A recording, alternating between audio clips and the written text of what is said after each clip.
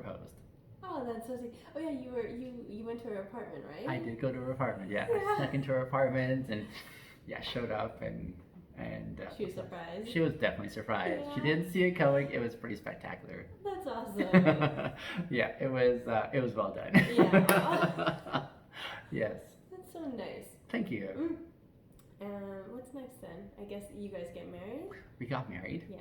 A year later. Yes. And that was after a year of dating, you said, right? Yes, we had a year of dating, a year of engagement, and then we got married. What was it like to have such a short dating session period of time? I think it was, like, if you were to ask me at the time, I would say it was pretty intentional. Meaning I knew where I was going and what it was about. So I think that fast-tracked the process of having critical conversations, of just saying we mean business when we're engaging in a relationship. We're just not meandering and saying, let's just see if it works out. We knew what the destination was. So that's what that was like. It was very committed. And you felt like you guys knew each other well enough to get married? I think so. Yeah. Although there's a caveat there. I don't know if I really knew myself until the last 3, 4, 5 years. Okay. Meaning, because I've been living on everyone else's expectations that they had set for me, because I had chosen to fulfill other people's expectations, I'm not sure if I really knew who I was and what I was about. So I was really living on other people's ideas of what I should be. So I was really operating out of that, even as I lived a double life, if that makes sense. Yeah. I was trying to facilitate a double life while trying to figure out how can I become the same person. Yeah. Yeah. So remember that example that I was saying before when Mom said, who are you, a devil or an angel? With my anger issues, I didn't like being a two-faced then, and so I wanted to rectify that and become the same person. I was still living a double standard though, and I was trying to bring that into the same experience as best as I could. I was trying to fix myself so that I couldn't be weird and messed up the way I thought it was. So I would say I engaged in this relationship, I think from an honest place where I was really trying to do what was right, even as I struggled with the way I really am, if that makes sense. The reason I ask is because I feel like couples who are Christian a lot of the times will jump into marriage very soon. The only reason being they can, finally have sex. Sure. Was that a thing? Do you think? It was probably one of the things. Yeah. It was probably one of the things, but I think what I was driven a lot more by, I had a very high sex drive for sure, you know, really high sex drive, but even more desperate for me was just the feeling. Remember, I hadn't been in a relationship ever until her, right? And so that was a very long season to go without actually having that kind of romantic affection being expressed in my life.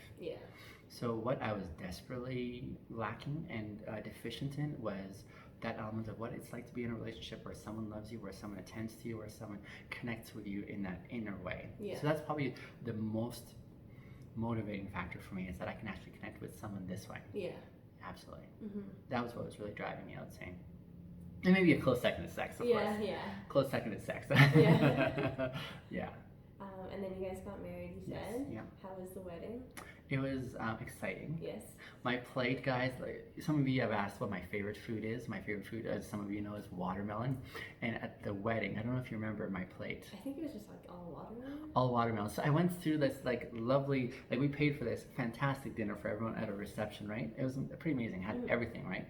But I was only looking for one thing. I was like, where's the watermelon? And I just kind of threw a comment to one of the waiters there, like, oh, too bad there's no watermelon. And they're like, just wait. And they came back with a platter full of watermelon that they just cut up. I'm like, that's my jam. And it loaded my plate with the watermelon. So if you can imagine me with my new bride sitting at the table, with the wedding party, and all I have is watermelon. And everyone's like taking pictures, and my mom was like, you've got all this good food and you're going for watermelon. You don't have the stereotype.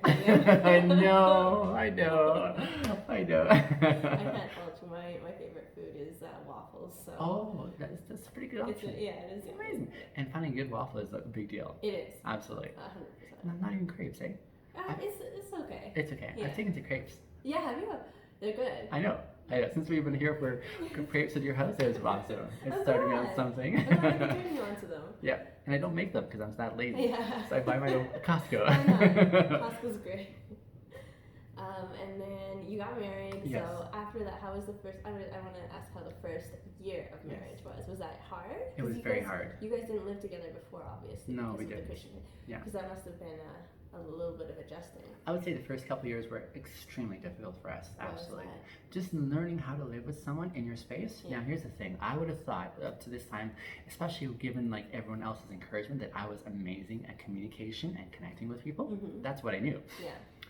Living with someone though, I realized I really suck at this. I really suck at communicating because I saw evidences where I still internalize my frustrations, and then eventually it just kind of pops kind of thing, right? And so learning how to communicate was essential, mm-hmm. and yet it was a struggle for me. Right. One who's gifted at it, kind of thing, right? Yeah. And also learning about this individual in ways that you hadn't seen before, mm-hmm. and them knowing you as well too, and just knowing how to coincide. Another element of it that was really challenging was, I should probably tell this story here too. And this story is really important, I think, for my development here. So I've said so far, my secret part of my life that I wish no one would ever know at the time was my struggle with sexual exploration, really, is a good way to put it, right? Which is not really well accommodated in the Christian church, back then at least. It's probably better now, I'm hoping it is. But at the time it was challenging. So during my mid-20s, when I was reading a lot about relationships and forming my MO of how to engage in relationships, mm-hmm. I had a growing sense of what was really important for me that had been vacant for all of my life, and that was being honest and transparent about who I really am. And what I mean by that is everyone had expectations for me, and I was fulfilling everyone's expectations, but I felt I could never actually say what I believed and felt, because it contrasted with so much of what everyone else's expectations for me were, right? So I started growing this sense of I really value transparency and honesty in my personal life. And when it comes to a significant relationship, and I was talking at that time as if I would ever meet someone, but I was saying if I ever meet a girl who's interested in being in a relationship with me, this is really important that I can be upfront and honest with her about everything. That's really important in this expression of relationship. And this is before you got married? This is before I even met my ex, for sure. Okay. So as I was thinking about that, then when I did meet her, I always had this threshold, this boundary that I had drawn for myself, this really important aspect that I promised myself, that I was saying, before I ever ask any girl to get engaged with me for marriage, I need to tell her my whole history, everything. I want to be that transparent. So when I met my ex, I kept that promise, but after I had asked for hand engagement. I finally worked up the confidence to tell her, here's my story, and I need you to know it, because that was really important for me. But halfway through telling that story is when I kind of freaked out internally, and I only told her half the story, saying, it was a problem, but it's not anymore, it's moved on kind of thing, because I was really afraid of losing her, right? And so something internally died at that moment when I couldn't follow through with what I'd committed to doing. And saying, here's me trying to be honest with you. Something died internally in a really sad way, where I was like, crap, what I really thought was the most important thing in my life, I've lost now. So that began that sense of sort of losing myself internally. And then it wasn't until after we got married, maybe a few months after we got married, that she discovered my search for porn on my phone. And of course she was really hurt, she was really confused, she thought it was her fault, that kind of thing. I was trying to encourage her, saying, honestly, it's not you, it's me. I am the one who should have had the confidence and the boldness to talk to you about this, but I didn't, and so now you're finding out about it, so here we are, kind of thing. So she asked me, what are we going to do about this? I said, honestly, all this time, for the last decade and a half at least, I've been on the lookout for people that I can trust in the church, that I'd want to say, here's how I'm struggling. I think I found them finally in my school and in our church. So the next morning we met with the leaders of my church, and I just told them the whole story, saying, here's where I'm at, here's how I've struggled, here's what my desire is. They suggested a few things along the way, they suggested going to a 12-step program, to work through this. And so I found attending the 12-step program, even though it was scary when I first went to it, amazing. Amazing. What I learned at the 12-step program, my biggest takeaways about being in the 12-step program was encountering people who modeled super amazingly what it's like to share one story, not from an explicit way, but just from a very frank, here is how I'm processing life. I met true expressions of humanity, of people who came with the premise of we're messed up, but we're trying to figure a way forward together. And I loved hearing their stories. The more I heard their stories, the more I saw myself in their stories, and I started the next few years just hanging out with them, and learning how to be able to start facing my past, my shameful past, and how to start being open about it and see it not as something that would take away, but something that could contribute in life, right? So whereas once upon a time I was thinking this is like a death for me, I hope no one ever finds this debt or this load or this baggage. Now it's like, hey, there's a way that I can actually present my brokenness from my past and say, I'm not ashamed of this. This is clearly where I've been. Here's me being honest with it, but here's how I'm working forward in my process. So that was a really amazing season, being in that 12-step program. And when it I'm guessing it ended? It did. Like, I went through the steps. I hung out for a little longer. When it ended, something else happened. So my ex and I had developed a relationship. We were really strong again. We had 2 kids by this time, kind of thing. But something happened, and I could only see in hindsight with the help of some counselors' insights, but they were saying to me, these counselors that I were seeing later on, as they helped me see in hindsight, they were saying, that first time when you were caught, when she saw the search for porn on your phone and you're like, not gotta deal with this.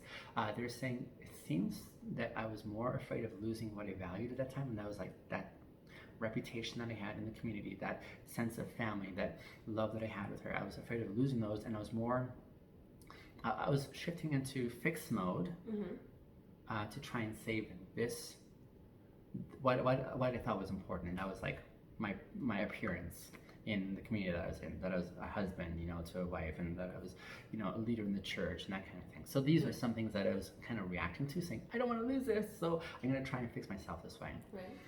And so they kind of helped me see that was probably what was happening as I went into the next threshold of my brokenness. So even after I finished the 12-step program, I re-engaged not only with consuming porn, but this time also I was driven, I think, by what did I miss out in my teenage years of experimentation sexually.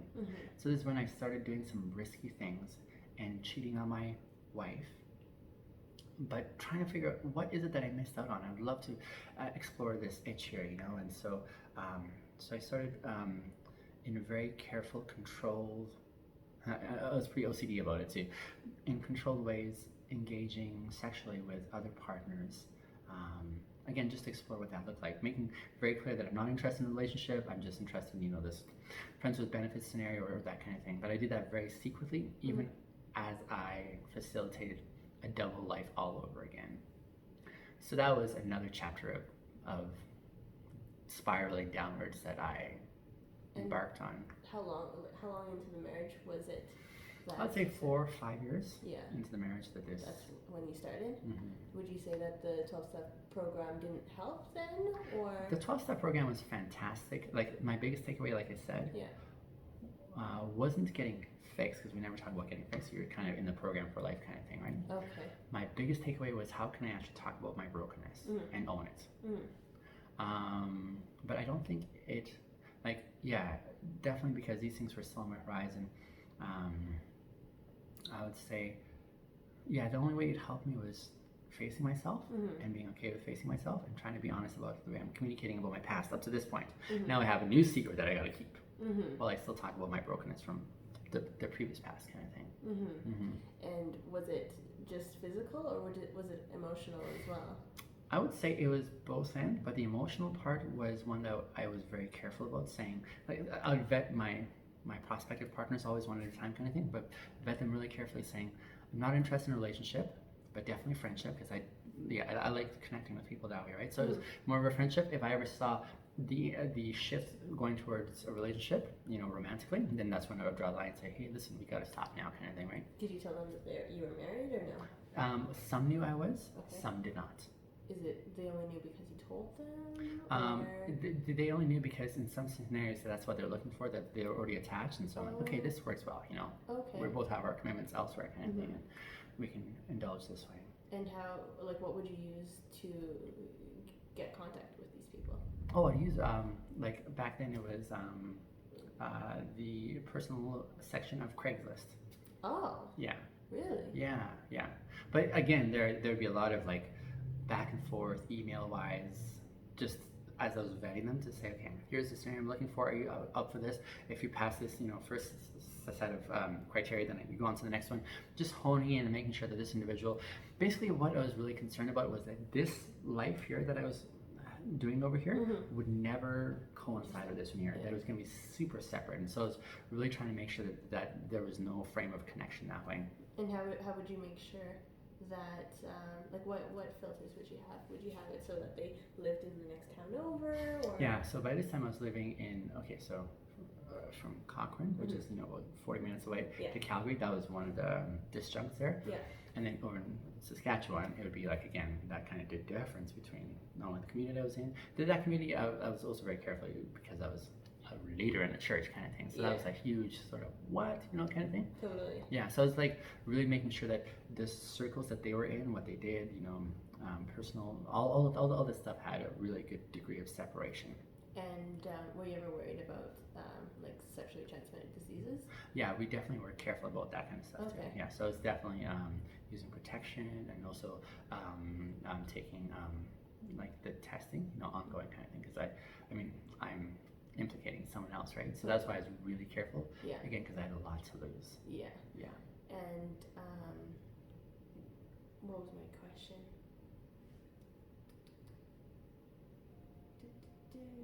When was it that she first found out? Was it her who first found out, or was it someone else? Well, this life that I was facilitating? Yeah. She found out, the way that she found out was when I called her. You called her? Oh, is that when she first found out? Yeah.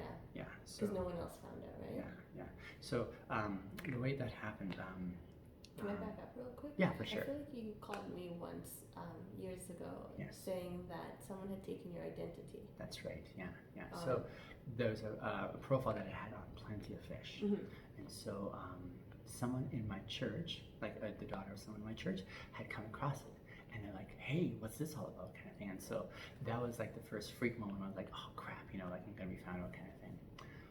At that point there, the story that I spun was saying, hey, I've been implicated by someone, stealing my identity. And that's kind of how I explained that situation away. So that was like the one moment there was like, okay, I'm having to face crap. This is gonna get real, kind of thing, right? And so it was the story that I spun when I said, hey, someone has, stolen my identity, and this is kind of like not me for sure. So that's what happened then.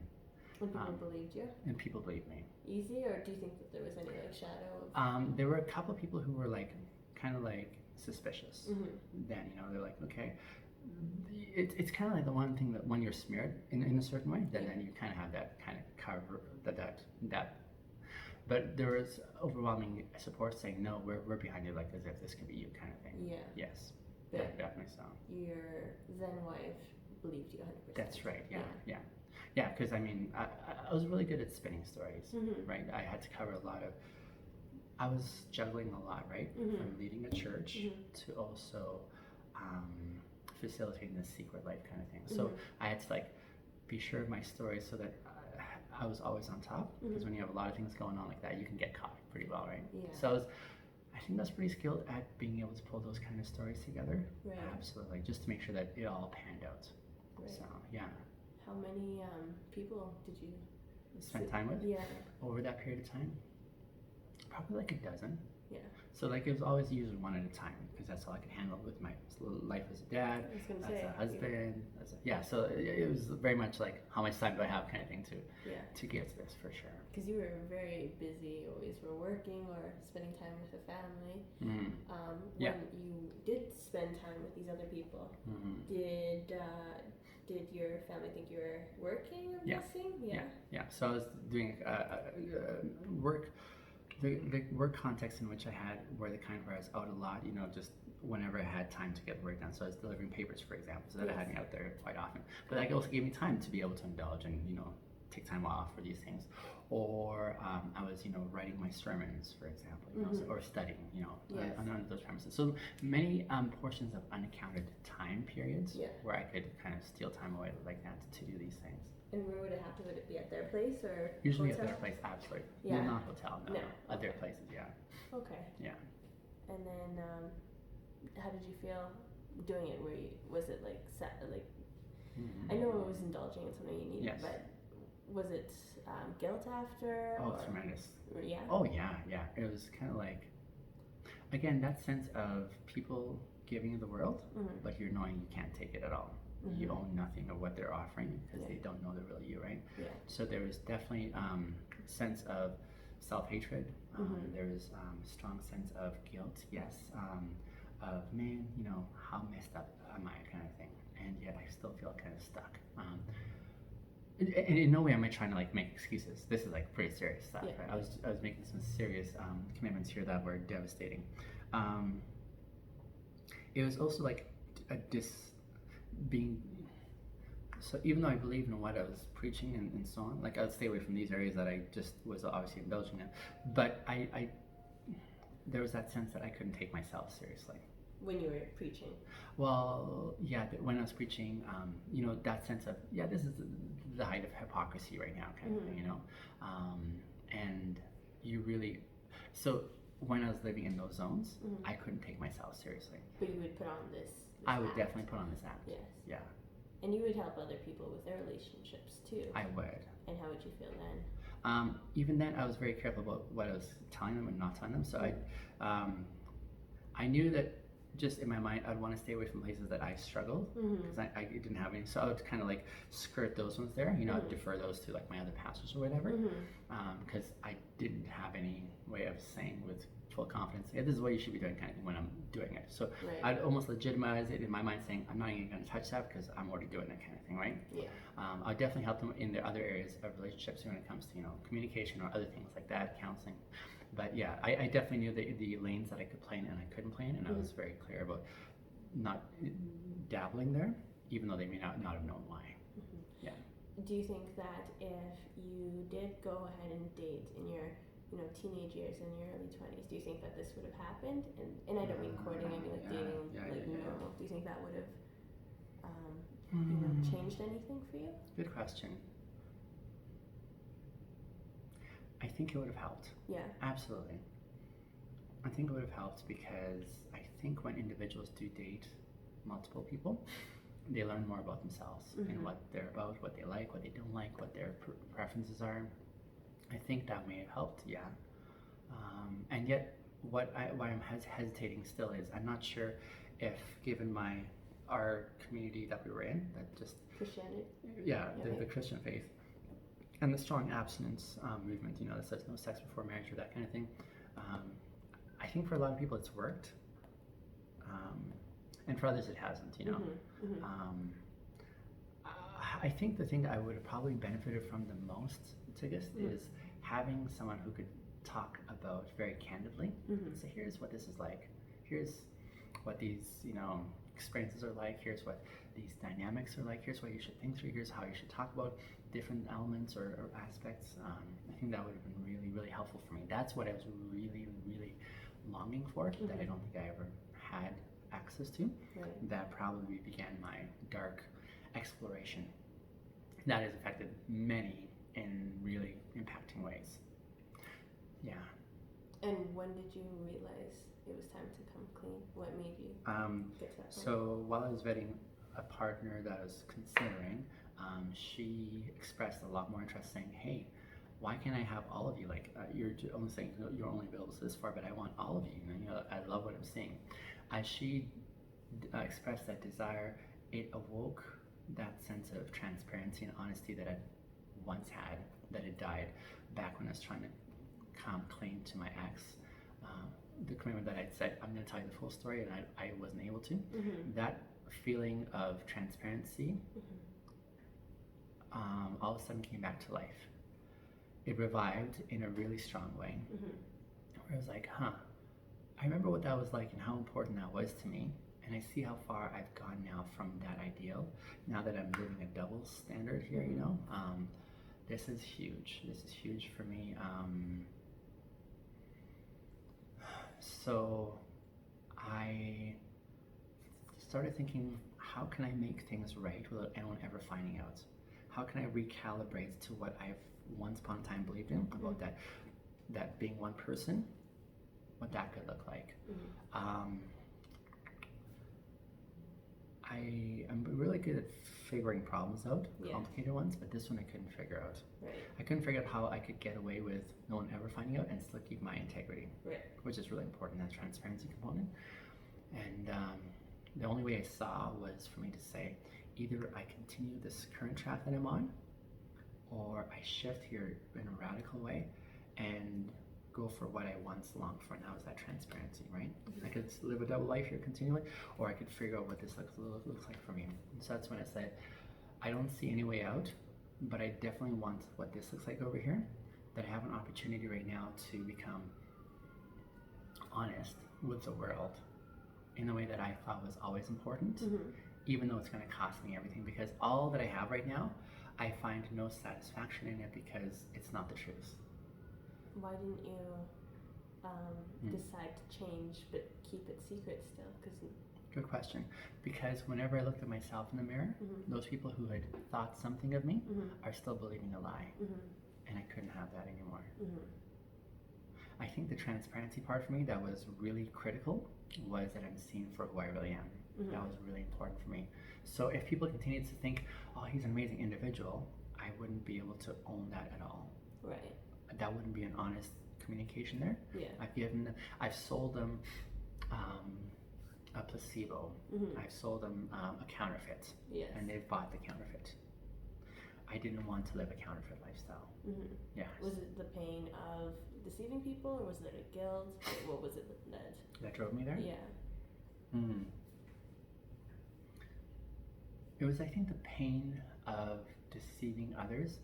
In essence, I think the way I really value connecting with people and getting really deep with them was on the premise of, I can share with you who I am and you can share with me who you are, and at that intersection we find our true expression of connection.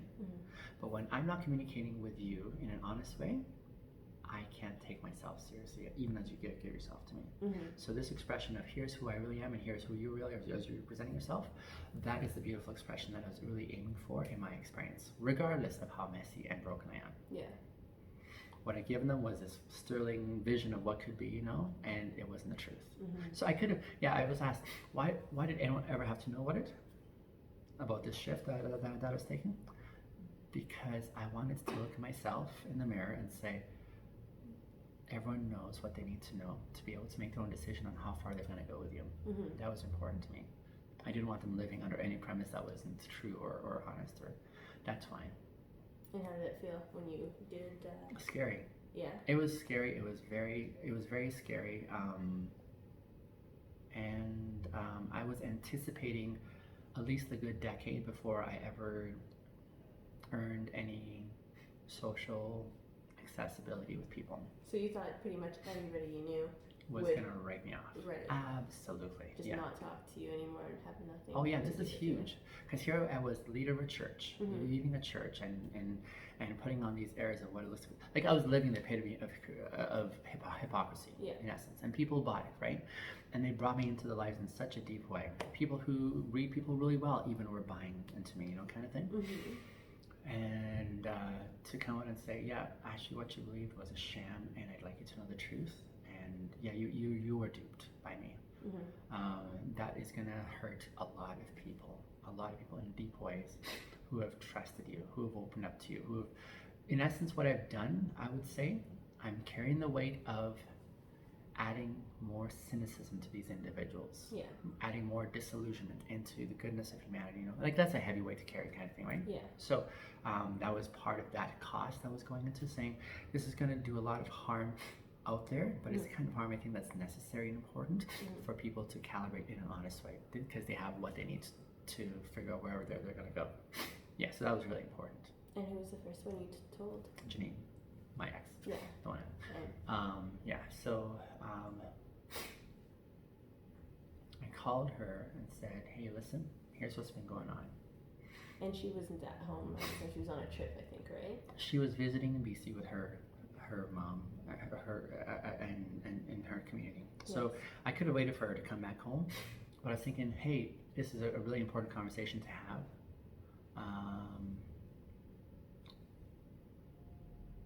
This is a really important conversation to have face to face. She's just calling, so that's why I'm like, oh, okay. Speak of the devil. I'll answer the call a little later though. Okay. She was having, yeah, it would have been nice to have the conversation face to face. That was important, but I'd have to wait for her to come back. But I was thinking this is going to be ground zero here in short time.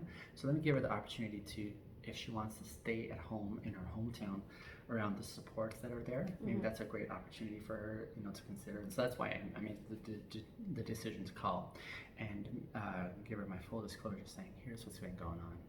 And of course it was painful, really painful. We gave it I think a week or two for us to sort of process that. Like she stayed there for a week or two? No, just before I went on to talk to other people and give my disclosure. Okay. Like it was first her that we talked, and then from there, I'm just gonna check my message here. Give me 1 second, okay? Yeah. Okay. Yeah. So it was then that we gave it a couple of weeks just for her and I to work through. Okay, what does this mean, and what are we gonna do with the kids, and what's happening, that kind of thing. So just to give that time there, and then from her, I went on to talk to my leaders in the church, the ones that had been right by my side, my fellow leaders, pastors, and give them some time as well to calibrate, because this is going to affect the church as well too, right? How did they take it? Very hard. Yeah. They had been in my corner. They had supported me. They had my back. Yeah. Yeah. So it was very hard for them too. And they were also super gracious, as they said, hey, how can we help you? How can we, come alongside and not cover for you? You're going to face the consequences, but how can we support you through this? How can we help you come back into the community? And at this point, I was like, I'm not even sure I'm going to be in the community at all, because I'm at a crossroads in my faith, in my expression of faith. I don't know that I can really subscribe to it if I haven't been living it. This is huge for me, right? Yeah. And were they upset with that? They weren't happy with that, but I was speaking honestly. Yeah. They really cared. Yes. They really cared, and they were trying in a deep way to say, how can we bend over backwards to facilitate and help you through this? Yeah. Yeah. And then you told friends then, or was it? And then from then I went to the church at large. Okay. And just sent letters out everywhere. Oh, you sent letters instead of telling them. Okay. Yeah. I said, I'm not going to be back at church. I'm going to leave the community here, but here's what's been going on. I'm going to be around for the next year in this community here. I know this is going to hurt and impact a lot of you in really significant ways. And I want you to have accessibility if you want to get in touch with me and sit down and just let me know how this has affected you. I'm willing to sit through that and process that, I'm willing to face the music, because this, So that's the nature and way in which I communicate that. I also communicated to our family, of course. I sent letters out there, and eventually it was just the concentric circles working outwards from the closest to those on the outer fringes of my philosophy was, because of my role as a leader in the church, as far as my influence had extended is how far my disclosure would have to go, especially in relation to those who looked up to me. Yeah. And how did